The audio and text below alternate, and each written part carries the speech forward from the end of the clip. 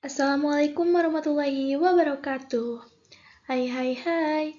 Kembali lagi bersama saya Anissa Nursa Fitri dari Prodi Manajemen. Video kali ini saya buat sebagai pemenuhan tugas yang diberikan oleh dosen pengampu mata kuliah Manajemen Risiko Keuangan, yaitu Profesor Gustian Juanda. Nah, pada sesi kali ini saya akan membahas mengenai resiko likuiditas.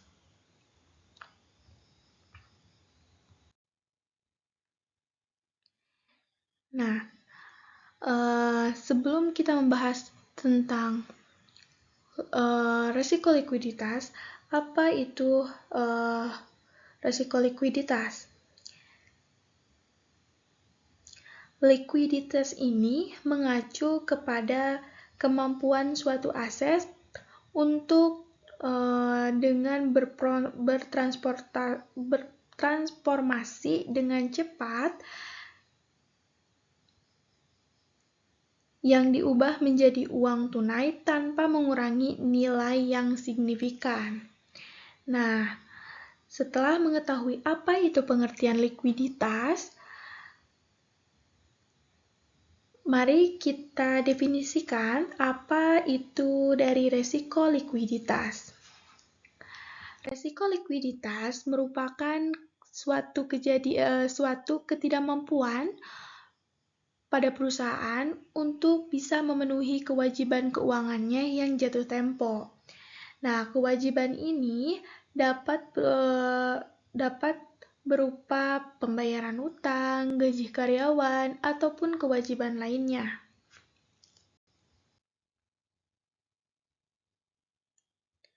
Nah, apa sih penyebab terjadinya likuiditas ini? Tentu resiko likuiditas disebabkan oleh faktor-faktor yang mempengaruhinya, seperti penurunan penjualan yang drastis, peningkatan biaya operasional, krisis ekonomi, kemudian adanya kesulitan dalam menambah pinjaman, dan yang terakhir ada dari buruknya manajemen pengelolaan manajemen arus kas.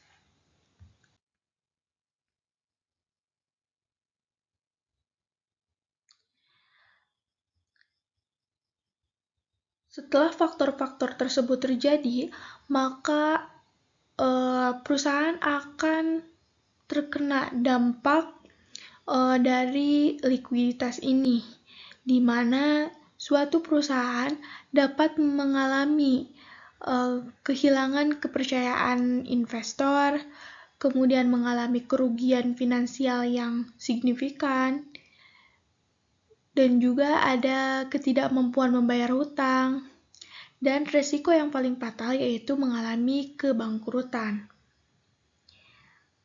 Maka dari itu, apabila manajemen arus kas ini tidak dikelola dengan baik, maka akan menimbulkan risiko likuiditas yang berdampak sangat buruk bagi perusahaan. Nah, ini ada beberapa poin penting di mana kita dapat mengelola risiko likuiditas ini. Yang pertama, kita harus memonitoring arus kas. Nah, dengan melakukan pemantauan secara berkala, kita akan mengetahui aliran kas masuk dan keluar uang perusahaan secara terkontrol. Kemudian, dengan mempertahankan cadangan kas. Nah, perusahaan harus bisa menyisihkan sebagian dana sebagai cadangan untuk menghadapi situasi darurat, atau singkatnya adalah dana darurat. Kemudian, kita harus melakukan diversifikasi sumber pendanaan, di mana kita tidak hanya bergantung pada satu sumber pendanaan saja, seperti materi yang kemarin.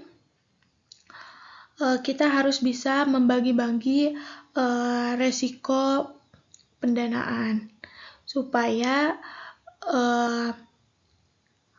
arus kas itu tidak mengalir dari satu sumber saja. Kemudian yang terakhir ada membuat perencanaan keuangan yang baik, di mana dengan perencanaan yang baik ini dapat membuat proyeksi keuangan dan juga mengatasi kemungkinan terjadinya risiko likuiditas di masa depan.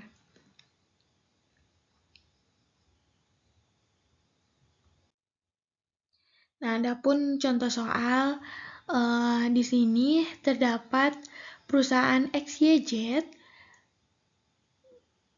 Perusahaan ini sedang mengalami penurunan penjualan sebesar 30% dalam 3 bulan terakhir.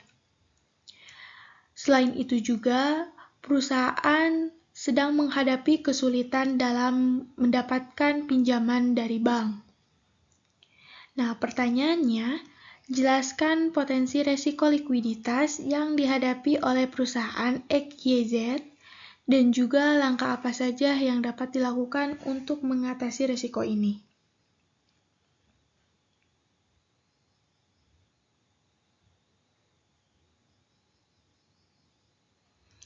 Nah, yang pertama kita harus membaca potensi apa saja sih resiko likuiditas yang akan terjadi pada perusahaan ini.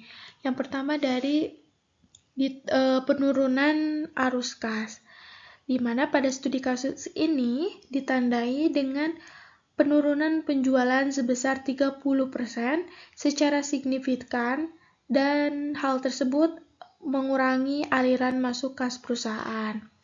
Nah, kondisi ini dapat menghambat ke perusahaan untuk memenuhi kewajiban finansialnya seperti membayar gaji, hutang, dan biaya operasional lainnya menjadi terganggu. Kemudian perusahaan ini berpotensi terhadap keterbatasan akses pendanaan, di mana sudah dijelaskan bahwa perusahaan XYZ sedang mengalami kesulitan mendapatkan pinjaman dari bank. Nah, kondisi ini dapat mengakibatkan perusahaan kesulitan dalam menutup defisit kas. Dan juga potensi yang akan terjadi yaitu ketidakmampuan membayar hutang. Tentu dengan arus kas yang terhambat, arus kas yang terbatas, dan juga aliran dana yang terhambat akan menimbulkan perusahaan tidak mampu membayar hutang yang jatuh tempo. Karena hal ini dapat merusak reputasi kredit perusahaan sehingga memperburuk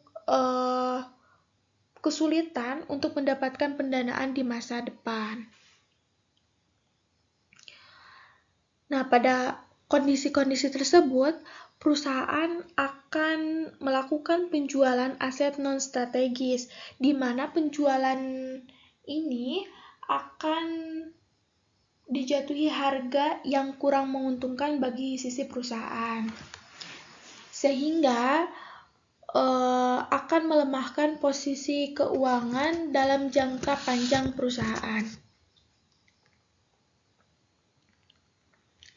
Nah, lantas apa saja langkah-langkah yang harus ditempuh untuk mengatasi masalah ini? Yang pertama, kita harus bisa mengevaluasi dari segi ini kita harus mengevaluasi ulang anggaran, di mana evaluasi ini kita lakukan secara menyeluruh terhadap anggaran perusahaan dengan mengidentifikasikan area-area mana sih yang perlu dilakukan penghematan biaya. Yang kedua, kita harus bisa negosiasi dengan kreditur. Hal ini kita akan mendapatkan penjadwalan ulang pembayaran utang atau suku bunga yang lebih rendah. Kemudian kita tidak tidak harus berputus asa, di mana kita juga harus bisa mencari pendanaan alternatif.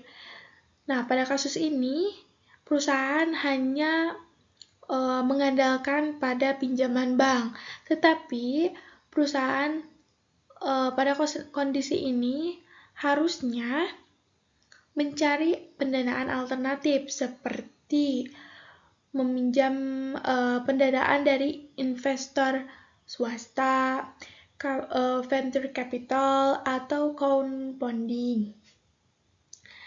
Nah, yang keempat, perusahaan harus bisa meningkatkan dari segi efisiensi operasional, seperti mengoptimalkan rantai pasok, mengurangi biaya produksi, dan juga meningkatkan dari segi produktivitas karyawan. Namun, perusahaan juga dapat menjual aset non-strategisnya. Tapi disclaimer bahwa aktivitas penjualan ini harus dilakukan secara hati-hati agar hal tersebut tidak melemahkan posisi keuangan jangka panjang perusahaan.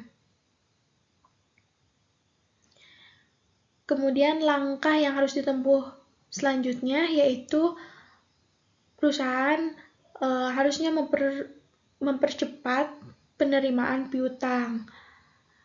Karena dengan mempercepat proses ini, maka akan meningkatkan aliran kas masuk.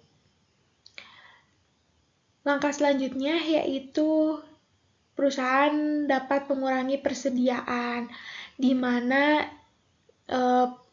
penghematan ini dapat meminimalkan biaya penyimpanan dan meningkatkan likuiditas.